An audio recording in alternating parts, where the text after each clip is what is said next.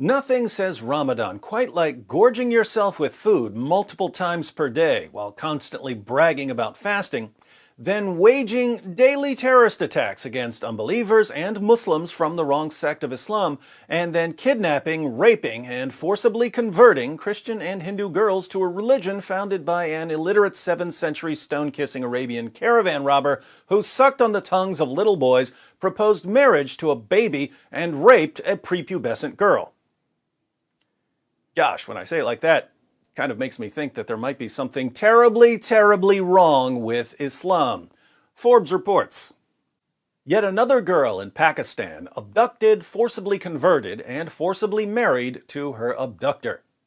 At the end of April 2020, a 14-year-old Christian girl, Mira Shabazz, was reportedly abducted and forced to marry in Faisalabad, Punjab. According to International Christian Concern, Mira Shabazz was abducted by a group of Muslim men led by Mohammed Nakash.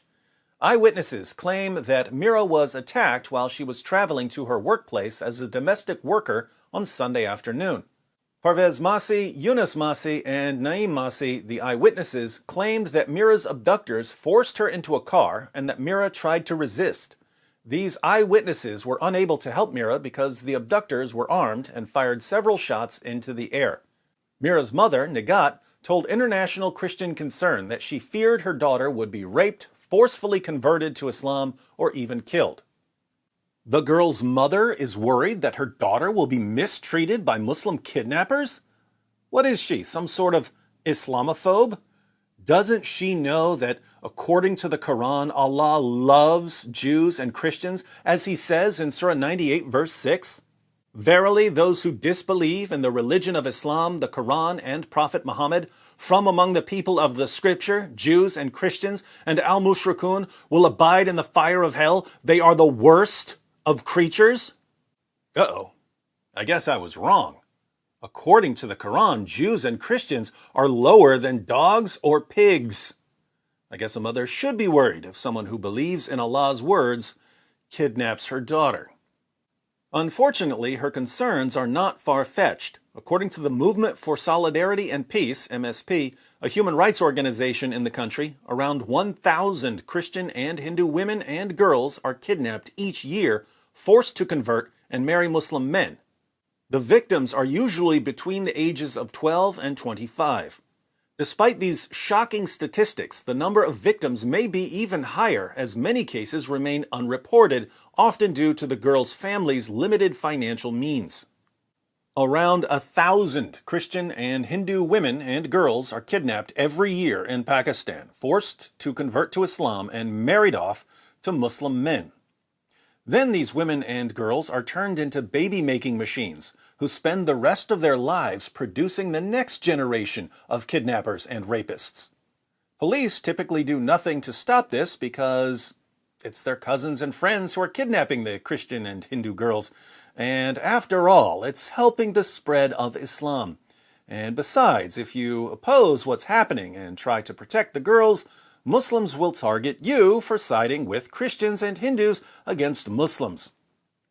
If Christians and Hindus speak out about what's happening, there's an inevitable bloody backlash against the Christian and Hindu communities. So they're often forced to keep their mouths shut about their daughters being kidnapped, raped, and forcibly converted to Islam, because if they complain too much, they'll all be killed.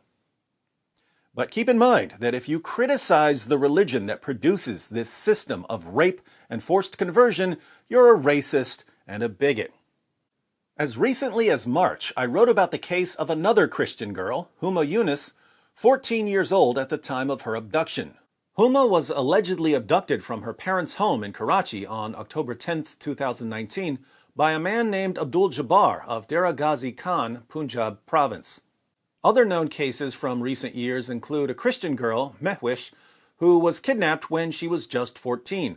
It was reported that the police have not taken appropriate steps to investigate her case or attempt to rescue her. The same is true in the case of a 13-year-old Christian girl, Sana Jan.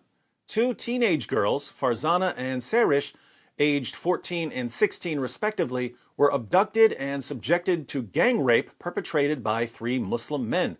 Despite the fact that one of the perpetrators was apprehended, the family was pressured to settle the case outside of court. Similarly, the case of Maria Sarfraz, an 11-year-old girl abducted and gang-raped for 3 days, was forcibly settled out of court. The article goes on with more stories. The link is in the description box if you want to read it. But think about this. We're told by our Muslim friends that this kidnapping and rape and forced conversion has nothing to do with their religion. It has nothing to do with the Quran allowing Muslims to take female captives and rape them.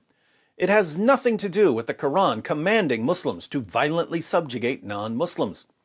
It has nothing to do with Muhammad forcing people to convert to Islam.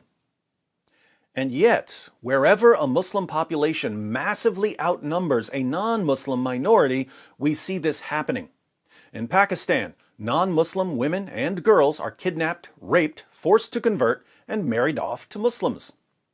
Egypt is a very different place from Pakistan. It's a completely different part of the world. The only similarity is that the Muslim population massively outnumbers a non-Muslim minority. And what happens in Egypt? Christian women and girls are kidnapped, raped, forced to convert, and married off to Muslims. Northern Nigeria is a very different place from Pakistan or Egypt. It's a completely different part of the world. The only similarity is that the Muslim population massively outnumbers a non-Muslim minority. And what happens in northern Nigeria? Christian women and girls are kidnapped, raped, forced to convert, and married off to Muslims. Non-Muslims in these areas usually can't say much in their own defense without the entire Christian community being punished. That means that Christians and other non-Muslims who don't live in those areas need to speak out on their behalf. Unfortunately, Christians in the West are so busy showing our solidarity with Islam and making sure we don't offend anyone that we just can't find the time to defend the women and girls who are being kidnapped, raped, and forcibly converted in the name of Allah. If we condemn the teachings of Muhammad for the impact they've had on the world, we might hurt someone's feelings. And what could be worse than hurting someone's feelings? Jesus said in John 13, "A new commandment I give to you, that you love one another. Just as I have loved you, you also are to love one another. By this all people will know that you are my disciples, if you have love one for another." If a group of atheists were watching us right now, and they are, would they have any reason to think that we love the Christians of Pakistan and Egypt and Nigeria? Why would they think that we care about Christians who are being persecuted at all? And if they don't have much reason to think that we love one another, why would they think that we're disciples of Christ? Because we say so?